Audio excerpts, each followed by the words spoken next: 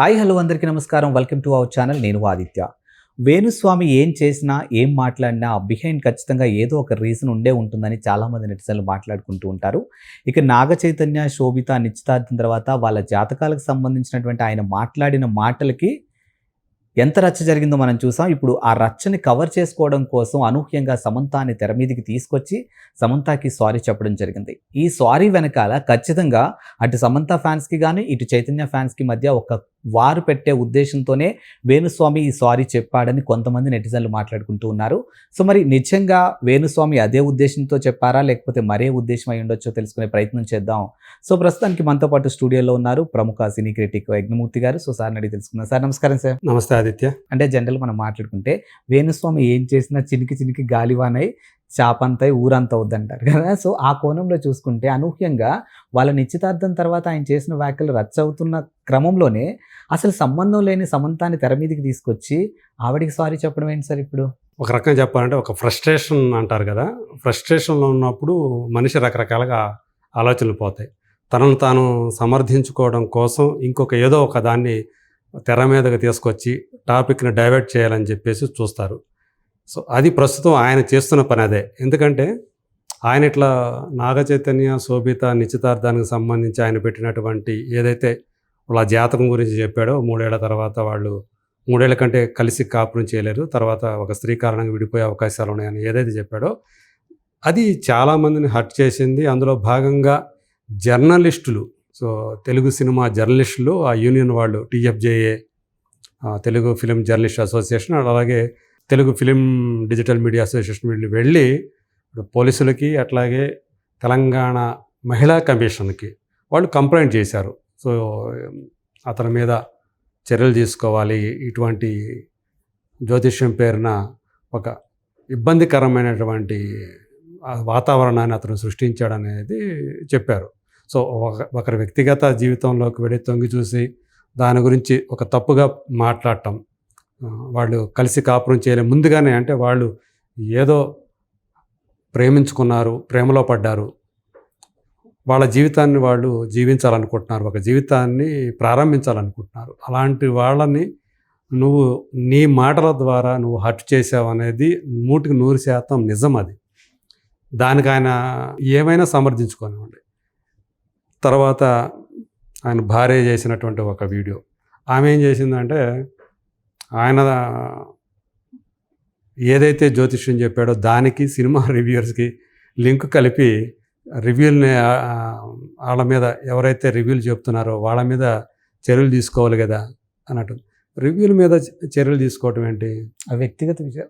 అది ఎవరు వ్యక్తిగతంలోకి వెళ్ళటం లేదు. నువ్వు పబ్లిక్ డొమైన్లోకి ఒక జనం కోసం వదులుతున్నారు, అది సొంతంగా తీసుకుంటున్నది కాదు, జనం కోసం చేస్తున్న పని.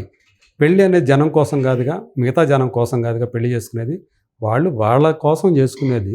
అది అంటే జీవితకాలం పాటు యాక్చువల్గా కలిసి ఉందామనే ఒక నమ్మకంతో చేసుకుంటారు. తర్వాత ఏవేవో కారణాల వల్ల ఇద్దరికి పొసగదు అనుకున్నప్పుడు ఎప్పుడు అభిప్రాయ భేదాలు పొరపచ్చాలతో కొట్టుకుంటూ కాపురం చేసే కంటే ఎవరి జీవితం వాళ్ళు విడివిడిగా ఉంటేనే అది మంచి పని. ఎప్పుడు తిట్టుకుంటా కొట్టుకుంటా ఉండేదానికంటే అది బెటర్ కదా అనే ఉద్దేశంతో చాలామంది విడిపోతూ ఉంటారు. మనం ఈ మధ్యకాలంలో చూస్తూనే ఉన్నాం. వాళ్ళు ప్రేమించుకున్న వాళ్ళైనా కావచ్చు, లేదంటే పెద్దలు కుదిర్చిన పెళ్లి ద్వారా అయినా కావచ్చు. సో ఇప్పుడు ఈయన లేటెస్ట్గా ఈరోజు చేసింది మళ్ళీ ఇంకొక వీడియో. సో సమంతకి సారీ చెప్పటం వెనక కూడా ఖచ్చితంగా ఆయన ఒక అజెండా పెట్టుకొని చెప్తున్నాడని చెప్పేసి అనిపిస్తూ ఉంది. అంటే ఆమెకి అన్యాయం జరిగింది, సమంతకు అన్యాయం జరిగిందని చెప్పుకుంటూ వస్తున్నాడు. సో ఏం అన్యాయం జరిగింది ఏంటి?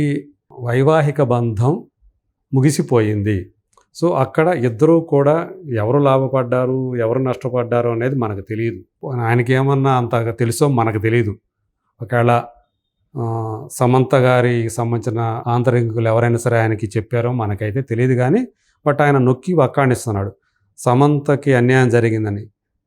సమంత జీవితం సమంత చూసుకుంటుంది, ఆమె జీవితం సంగతి. ఆమె ఏమీ పేదరాలు కాదు, మరి అంత తీసి పారేసే వ్యక్తి కాదు. ఆమె ఒక సెలబ్రిటీ, ధైర్యవంతురాలు, కాకపోతే ఆమె ఒక మయోసైటిస్ అనే ఒక వ్యాధి బారిన పడ్డారు.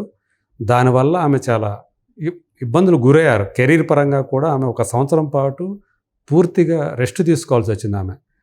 అదంతా ఆమె వ్యక్తిగతమే అదంతా కూడా. దాన్ని ఆమె ధీటుగా ఎదుర్కోగలిగినటువంటి ధైర్యవంతురాలు. సో ఈయనేదో మధ్యలో ఆమెకేదో ధైర్యం చెప్తున్నట్టుగా, ఆమెకేదో సారీ చెప్పి మీకు మేము ఉండాము అన్నట్టుగా తెలుగు సమాజం అంతా కూడా ఆమెకు అన్యాయం చేస్తుంది. ఎవరూ కూడా ఆమె పట్ల జాలి చూపించట్లేదు. ఎందుకు జాలి చూపించడం ఏంటి? సానుభూతి కోరుకుంటున్నారా సమంత గారు నా పట్ల జాలి చూపించండి, నా పట్ల సానుభూతి చూపించండి అని చెప్పి సమంత గారు ఏమన్నా అంత ఇదిగా అయిపోయి ఒక బేలతనంతో ఏమన్నా ఆమె అభ్యర్థిస్తున్నారా? కాదు.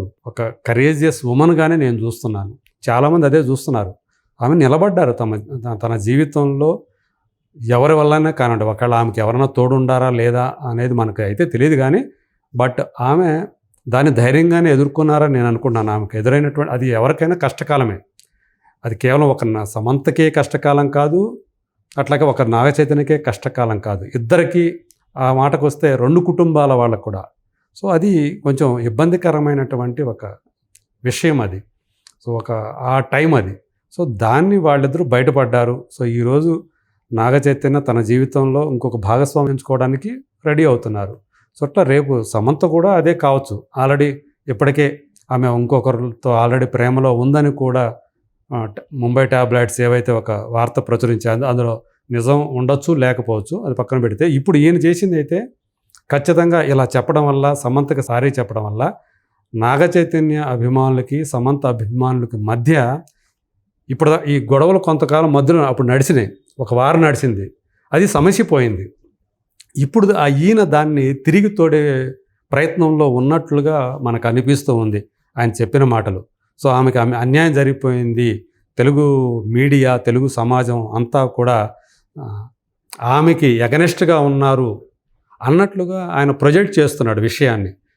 సో ఇదంతా కూడా అంటే ఒక కుట్రలో భాగంగా ఆమెను పక్కకు తప్పించేసి ఇది చేస్తుంది తెలుగు మీడియా అని చెప్పేసి ఏదైతే ఆయన చెప్తున్నాడో, కుట్ర మిగతా వాళ్ళదిలా కనపట్ల. ఆయనే ఏదో ఒక కుట్రగా మనసులో పెట్టుకొని దీన్ని అంటే ఇప్పుడు మహిళా కమిషన్ తమ ముందు హాజరు కావాలి 22వ తేదీ అని చెప్పేసి ఆయనకు నోటీసులు ఏదైతే ఇచ్చారో దాన్ని ఆయన తట్టుకోలేక ఒక రకమైన ఫ్రస్ట్రేషన్కు గురయ్యి, ఆ ఫ్రస్ట్రేషన్లోనే ఇలా ఇప్పుడు మాట్లాడుతున్నారు సమంతకి సారీ చెప్పడం ద్వారా.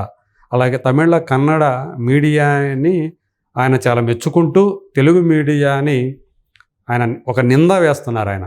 సో కనీస జాలి చూపించట్లేదు ఎవరూ కూడా సమంత కానీ.